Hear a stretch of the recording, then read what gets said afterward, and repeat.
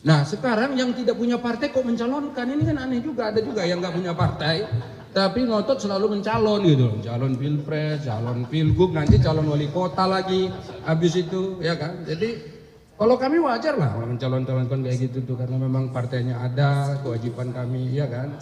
Ibu sekalian, kita tinggal di wilayah Asia Tenggara yang penduduknya lebih dari 650 juta.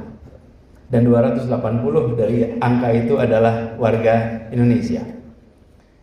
Lalu kita lihat posisi kita di Asia.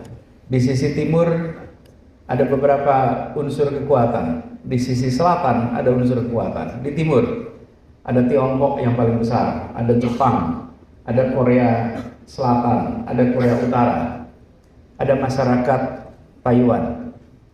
Ini semua wilayah yang suasananya tegang, bukan wilayah yang suasananya teduh.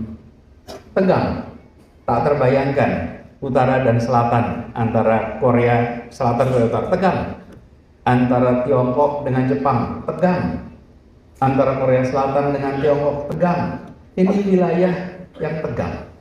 Masuk ke Asia Selatan, ada India yang sangat besar.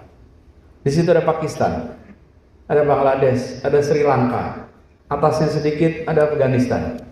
Wilayah itu bukan wilayah yang teduh, ini wilayah tegang. Wilayah tegang di situ semua. Tapi begitu masuk ke antara keduanya, namanya Tenggara. Di situ ada Indonesia, ada Malaysia, ada Singapura, ada Thailand, dan 5 negara lainnya. Wilayah ini tidak tegang, wilayah ini teduh, dan Indonesia harus bisa menjaga keteduhan di wilayah itu. Jadi kita kalau melihat ini, inilah wilayah yang harus bisa menjadi kekuatan masa depan di Asia, kekuatan masa depan di dunia. Kenapa? Karena kita memiliki bekal dan menjaga, membuat wilayah ini teduh tidak sebentar. Dimulai tahun 65 lewat pertemuan Menteri Pendidikan Asia Tenggara. Belum ada ASEAN. Belum ada ASEAN. Yang ketemu pertama siapa? Menteri-menteri pendidikan. Dan menteri pendidikan itu berkumpul lalu bilang, kita tidak mungkin wilayah ini tenang teduh kalau pendidikan kita tidak berinteraksi sama-sama. Mulainya dari pendidikan. Dan dari pendidikan itulah lalu pertemuan pertama kali tahun 65. Setelah itu baru gagasan membentuk ASEAN terbentuk, dan akhirnya terjadilah sebuah wilayah baru yang kita kenal kolaborasinya sebagai namanya ASEAN. Dan hari ini, Bapak sekalian, kalau ditanya ibu kota ASEAN di kota mana ya?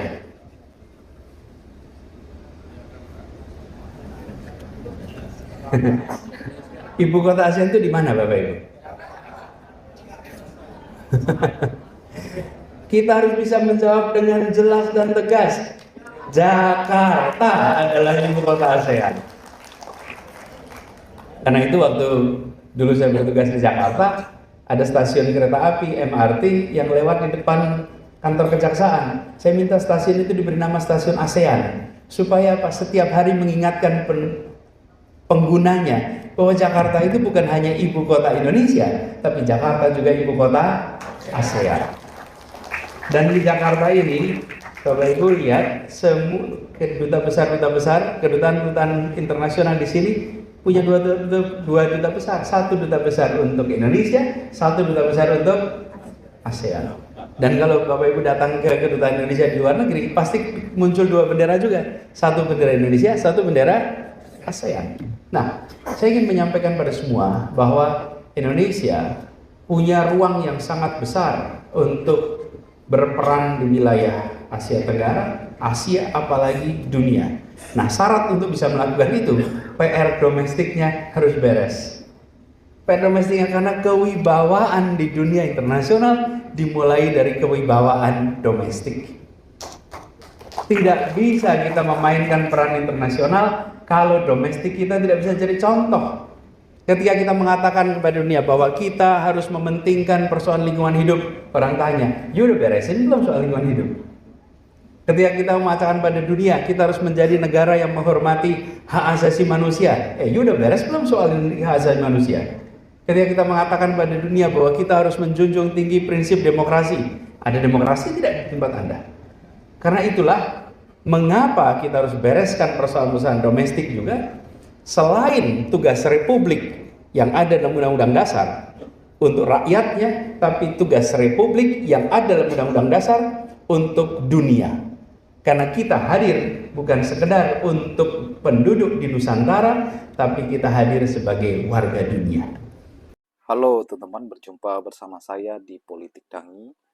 Kalau kita melihat bagaimana Anies Baswedan ya, lagi-lagi dikritik atau disindir oleh partai teman-teman, dan kali ini adalah partai PAN, ya, Partai Amanat Nasional, yang mengatakan ada seseorang yang tidak punya partai, ya bukan bagian dari partai namun ingin mencalonkan. Ya.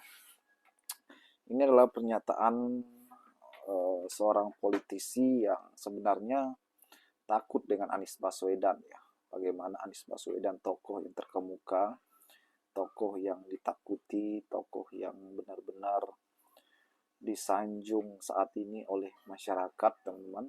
Beliau tidak punya partai, ya, atau belum punya partai, yang sebentar lagi punya partai, ya. Namun benar-benar membuat para elit itu ketakutan, ya. Bagaimana kehebatan Anies ini melampaui batas, teman-teman. Ini sangat hebat dan luar biasa, ya. Bagaimana Anies kualitasnya itu di atas rata-rata. Banyak yang mencemooh beliau, banyak yang tidak suka dengan beliau. Namun Pak Anies ya tetap santai, tidak ngambil pusing, ya. Dukungan masyarakat terhadap beliau semakin mengalir, semakin banyak. Beliau tetap santai, teman-teman. Apalagi gagasan perubahannya yang selama ini beliau gaungkan itu membuat banyak orang kepanasan, ya. Kita tahu bahwa hal ini membuat Anies semakin naik, semakin melejit menuju Pilpres 2029 nanti.